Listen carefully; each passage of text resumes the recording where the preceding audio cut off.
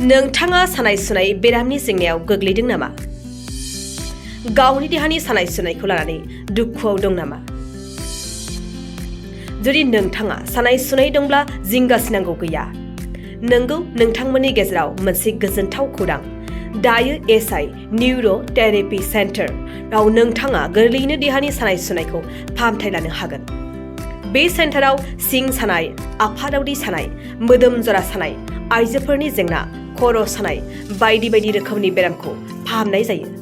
आथिखालाव बे SI निउर' therapy सेन्टारा चिरां जिल्लानि बेंटल गेट साफागुरियाव दं। लोगोसेयैनो बे सेन्टाराव थानानै फाहामथाय लानो हानायनिबो सुबिदा खालामदों। नोंथांमोनहा एसआइ निउर' थेरापि सेन्टाराव फाहामथाय लानो गोसो दंब्ला नैबे मबाइल नम्बर 7620160459 नङाब्ला 9476977956 आव थोंजों सुलाद लानो हागोन। गिबि सेन्टारावनो आङो जोंनि बे बड'लेण्ड बुब्लि 24/7 आरो टाइम्स नाव, उदांस्रि निउस आरो आर'नाइ रादाब नायग्रा साफ्रोमखौबो आंनि गोजोननायखौ हरग्रोबाय। बे निउर' थेरापिया जाहैबाय मोनसे स्टार्टआ जाहैबाय बे बेंटल गेटआवनो आरो बेखौहाय आङो सिगांबो होखानाय जादों, ओमफ्राय दा आरोबाव खेबसे होफिनबावनाय जादों। बे होफिननायनि जाहोनानो जाहैबाय दा माने गोबां मानसिफ्रा बाहाय फैबाय बे मास मोननैनि गेजेराव नोंथांमोननि चेनेलनि जुगिदिनो आरो गोबाङानो हामनायखौ मोनबाय। आरो बिनिखायनो आरोबाव जेन' बांसिनसो बांसिन मानसिफ्रा माने मोनथियो आरो माने गोबां रां गारा लाबा एसेल' रांनि गेजेरजोंनो हामनायखौ मोनो, आं बेखौनो हास्थायनानै आरोबाव खेबसे नोंथांमोननि चेनेलखौ आं लिंहरबावनाय जादों। आङो प्रथमावनो आङो दिल्लीयाव लानाय जादों। दिल्लीयावहाय आंनि ट्रेनिं जादों। लोगोसे पुनायावहाय आङो जोंनि बेसिक जेनाखि खामानिफोर बा सोलोंथाइ बांसिन आं पुनायाव लानाय जादों। जोङो खालि क्लासल' दिल्लीयावहाय लाहैनाय जादों आरो नंगौ गोबां मानसियानो गोजोननायखौ माने आंनि सिगाङाव प्रकास खालामो। माने गोबां मानसियानो बुङो आरो ना गोबाव समनिफ्रायनो मुलि जादोंमोन, माने हामनायखौ मोनाखै, कियर मोनाखै। दा गोबाङानो माने सेटिसफाइ जानानै थांबाय, सोरहाबा जोब्बायबो, माने 10-12 दिननि गेजेराव सोरहाबा माने गोबां माने मोजां गावनि देहाखौ मोननो हाफिनबाय आरो सोरहाबा दा ट्रिटमेन्टआवनो दंगासिनो दङ। दा बेबायदिनो मानसिफ्रा आंखौ बुंलाङो ना माने जों बेबायदि ट्रिटमेन्ट नागिरबाबो मोनाखैमोन, नाथाय दिनै बाहाय मोनफैनानै गोजोननायखौ बिसोरो खोन्थालाङो आरो बिसोर देहायाव जेसेबांनाखि रोदाफोर दङ बेयो माब्लाबानि समाव मोनसे कमप्रेसन जायो बा ढिला जायो, गुरै जालाङो बा खमजोर जालाङो। दा बेफोरखौ जोङो फाहामनाय जायो। बेयाव गोबां रोखोमनि दङ। सिनस्रि सानायाबो मोनसे नार्भस माने रोदाखौ नारसिननायसो, बे रोदाखौ नारसिननायनि थाखायनो सिनस्रि सानाय जायो आरो गाहायजों आथिंजों सालांनाय जायो, साखाथि साखाथि ओरै जायखौ साइटिका होननानै बुङो बेफोरखौ सानाय जायो। गोदनानि सानाय होननानै बुङो जायखौ सार्भाइकेल होनना बुंबाय, बे सार्भाइकेलाबो बे रोदा कमप्रेसननि थाखायसो सानाय जायो। आरो जेनेबा सोरबा होनदों आंना एलब'आ साबाय थायो, बेबो रोदानि कमप्रेसननि थाखायसो आखाइ सानाय जायो। गासिबो माने रोदानि आरो ना, बे रिलेटेड टु नार्भस। ओंखायनो जोङो बे निउर'खौहाय बे सोदोबखौ बाहायदों आरो बे जोंनि ट्रिटमेन्टआबो बेनो आरो मेडिसिना जाहैबाय जोंखौ मोनसे हेल्प होदेरो आरो ना। जेरै सोरनिबा सानाया बहुद जेनेबा सिभियार सानाय दङब्ला बेखौ खम खालामनो थाखाय आरो माखासे नार्भसफोरा डेमेज जायो, जोंनि मेनुवेलि मावनायजोंल' नार्भसा थिग जाया, बेखौ स्ट्रं खालामनो थाखाय बे डेमेज नार्भसफोरखौ स्ट्रं खालामफिननो थाखाय जोंहा माखासे लिकुइडफोर थायो, माखासे आयुर्वेदिकनि पियर आयुर्वेदिक आरो बाहाय खुनु माने गुबुन मिलायनाय गैया। पियर आयुर्वेदिकखौ जोङो इउज खालामनानै बे डेमेज रोदाफोरखौ जोङो फाहामनायनि प्रसेसआव लाबोयो आरो जोंनि खामानिया बेनोसै। बेवहाय मोनथाम रोखोमनि जोङो टेकनिक जोङो बाहायो। प्रथमानो जाहैबाय निउर', सेकेन्डआनो जाहैबाय कायर'प्रेक्टिक आरो थार्डआ जाहैबाय फिजिअथेरापि। बे मोनथामखौ लानानै जों मोनसेल' बाहायनाय जायो आरो जेनेबा खोथा सोरहाबा बहुद पेन सानाय दङ, बेखौ एसे खम खालामनानैसो जोङो मेनुवेलि बेखौ जोङो प्रेसार होनो हागोन नालाय, ओंखायनो जों माखासे मुलिफोरखौ बाहायनाय जायो। सोरहाबा बिराद खमजर थायो बिसोरनि थाखाय आयुर्वेदिक पियर आयुर्वेदिकनि माखासे जेनेबा माबाफोरखौ हरनाय जायो आरो भिटामिन्सफोरखौ हरनाय जायो। अब्ला बे मानसिया एसे थान्डुरिस्ट जागोन आरो लोगोसे जों माखासे खामानिफोरखौ इजियावनो जोङो मावनो हायो। बेवहाय माखासे डिफारेन्ट दङ आरो मानसिनिबो देहानिबो डिफारेन्ट थायो। सोरनिबा एल'पेथिकनि मुलिजों हामनायखौ मोनो, सोरहाबा आयुर्वेदिकनिजों हामनायखौ मोनो। बाहाय डिफारेन्सा बेनोल' माने जोंनि देहाया गासिनाबो एखे नङा। बेनिखायनो सोरहाबा माने आयुर्वेदिकखौ सोरबा इउस खालामो, बांसिनानो दानि जुगाव एल'पेथिकखौ इउस खालामनो थाखाय एभयड खालामगासिनो दङ। मानो होनोबा बिनि साइड इफेक्टखौ जों बयबो नुयो। ओंखायनो आयुर्वेदिकआ जाहैबाय मोनसे मा होनो दंफां बा बिफां लाइफांफोरनि माखासे स्र'तफोरखौ जमा खालामनानै बानायनाय, रसफोरखौ जमा खालामनानै बानायनाय। खोथा साप'ज दा नैबे मोनसे अल इन वान होननाय बे मोनसे माबा मा होननांगौ बेखौ इमिउनिटि प्लास बुस्टार खालामो आरो बेयाव मोनफ्रोमबो फिथाइनि माखासे रसफोरखौ जमा खालामनानै मोनसे भिटामिन बानायनाय जादों। जायफ्रा दुरबल बिसोरनि थाखाय बेफोरखौ होनाय जादेरो आरो बेयाव डिफारेन्सा बेनोल'। आयुर्वेदिकआ गासैबो आयुर्वेदिकआनो, मोनफ्रोमबो बिनि मोनसे कम्बिनेसन थायो। बे कम्बिनेसना माने माखासेया बारा थायो, माखासेया खम थायो, बेनोल' आरो खिन्थु बेखौ जोङो डाक्टरफ्रा मिथिखागौ सोरनो माबायदिखौ हरनांगौ मानसिनि माबाखौ नायनानै आरो बे आंनि लकेसनानो जाहैबाय बङाइगाव बेंटल गेट सापागुरि, जिखुनु सापागुरि होनबानो मोनगोन आरो बिनिफ्राय आंखौ कल खालामबानो जागोन। बेयाव माखासे नाम्बारबो दंखायो।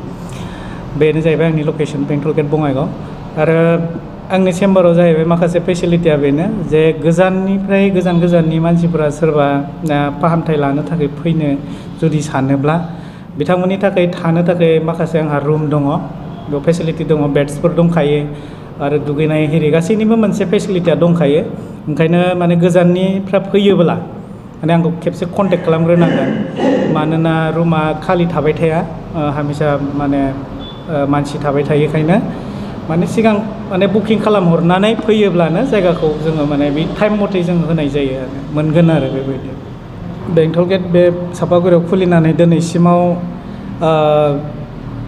मास मोननै जानोसै, बे साननै सानथामनि उनावनो मास मोननै फुरा जासिगोन। बे मास मोननैनि गेजेराव आङो 150 जन मानसिफोरखौ आं ट्रिटमेन्ट होनाय जाबाय, अनलि मानसिफोरखौ नाथाय बिनि ट्रिटमेन्ट जेनाखि होनाय जादों बेयो बारा गैयाबाबो आङो 500 बार ट्रिटमेन्ट खालामथारनाय जाबाय आरो मानसिया 150 जन आरो आं ट्रिटमेन्ट खालामथारनाया बेखौ सोरहाबा डाबल होयो बा सानब्रै सानबा 6 दिन 10 दिन लानांगौ जायो नालाय, बेबायदि खालामनाया आङो 300 बारनि बारा जाबाय।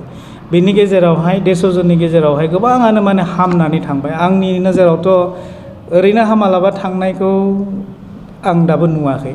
जायानो फैदों बेयो इमप्रुभ जानानै थांदों, बेनोल' आरो हामथारनायनि बेलाया बेबादि जे सोरहाबा फुरा ट्रिटमेन्टखौ लायो, सोरहाबा आधा लानानै थायो, नङा होमबा? सोरहाबा खेबसेल' फैयो, सोरहाबा खेबनै खेबथाम फैयो। नाथाय मेनुवेलि थेरापियावहाय माने जायहा फैयो, फिजिअ होन बा जोंनि निउर' होन, जेरावखि थाङा माने फुरा कर्सखौ लायोब्ला बेखौ जोङो 100% कियर खालामनो हानाय मोनसे सक्ति जोंनाव दङ आरो जेरै हमना ला सार्भाइकेल स्पन्डालाइटिस, बिनि किउरिटि टाइमिंआ दिनैसिमाव जों फोसाबबोनाया 12 दिनसिम लायो।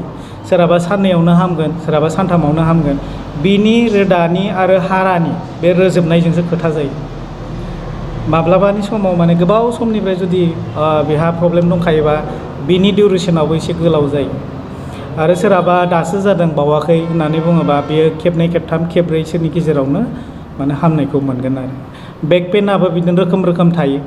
सोरहाबा L4 आव प्रब्लेम बा सोरहाबा L5 आव प्रब्लेम बा सोरहाबा L5S1 आव प्रब्लेम थायो।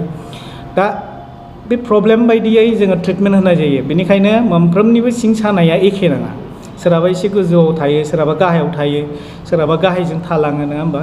दा बिनि ट्रिटमेन्टआ L4नि ट्रिटमेन्टआ एसे जुदा जायो। L5नि माने बेबायदिनो माने मोनफ्रोमबो भार्टिब्रेलनि माबाया एसे जुदा जायो आरो बिनि डिउरेसनाबो एसे गोलाव जायो। बेनिखायनो माने जोङो प्रथमावनो जोङो 12 दिनखौहाय जोङो बुङो बे जोंनि ट्रिटमेन्टनि मोनसे डिउरेसन। बे 12 दिननि गेजेराव जुदि जेबो इमप्रुभ मोनाखैबा जों बे पेसेन्टखौहाय डक्टर बा सार्जारि नङाबा बेखौहाय आरो फाहामनो हाखाला आरो नाथाय दिनैसिम आंनि चेम्बाराव बेबायदि पेसेन्ट फैफेराखै। बांसिनानो हामनानै थांनायखौ आङो नुदों आरो बे आथिं सानायानो जाग्रोदों, ओमफ्राय जानाया एसे सिगांनिफ्रायनो जाखादों। ओमफ्राय बिदिनो गुबुन मुलि जाबाय बायदों, ओमफ्राय हामाखै। ओमफ्राय दा एल'पेथिक जादों आलिपुरनि ओमफ्राय बारबिसियाव जादों आयुर्वेदिक जादों क'क्राझारनि जाफैदों मोजां मोनाखै दा बेयाव खबर मोननानै आङो बेयाव फैनाय जाबाय दिनैनि ट्रिटमेन्टआ आङो एसे मोजां मोनबाय बिनि थाखाय आङो सारखौबो हामबाय होनो जाहाथे आंखौ मोजां साबसिन खालामसिनो। ओमफ्राय जानाया खय बोसोरसिम जाखोमोन? 2 बोसोर जाबाय बे बारा जानाया। 2 बोसोर ना? ओमफ्राय माबायदि अबस्था दं? थाबायनो हायामोन, आथिङा थाबायला, आथिङा थोन गोरा जानानै थायोमोन, थाबायनो हायामोन। उन्दुनायावबो आथिंखौ मुसुरला फुसुंनो हायामोन, बिदि अबस्थामोन। गोबां खस्थ' जादों आङो आरो दहाय थान्दानि दिन रासिन खस्थ' जायो। ओमफ्राय फैनाया बबे जायगानिफ्राय फैदोंमोन? आङो जोंनि आसल जायगाया सामागुरि, खिन्थु जोङो सावथाल दावरावनियावहाय जोङो जारागुरियाव दंफैयो, दाबो बे जारागुरियावनो जोङो दङ। Bengal border, Assam Bengal border. औ। मोनसे फोसावथाय क'क्राझार जिल्लानि सिङाव थानाय दा रिलेटिभ पाब्लिक स्कुलाव पाब्लिक रिलेसन अफिसारनि गोनांथि जादों। गोसो गुदुं बिजाथिफोरा थाबैनो जगाजग खालामनो हागोन। पाब्लिक रिलेसन अफिसारनि थाखाय बिजाथिया इंराजि आयदायाव MA खालामनाय जानांगोन, नङाब्ला मास कमिउनिकेशन एन्ड जार्नालिज्म आयदायाव MA खालामनाय जानांगोन। बिनि थाखाय जेबो एक्सपिरियेन्सनि गोनांथि गैया। डिग्री गोनां बिजाथिफोरा बयबो एप्लाइ खालामनो हागोन। दान बान्थाखौ 15,000निफ्राय 20,000सिम होनाय जागोन। गोसो गुदुं बिजाथिफोरा relativepublicschool@gmail.com आव मेसेज हरनो हागोन, नङाब्ला 9435293000 जानबुं अनजिमायाव जगाजग खालामहरनो हागोन।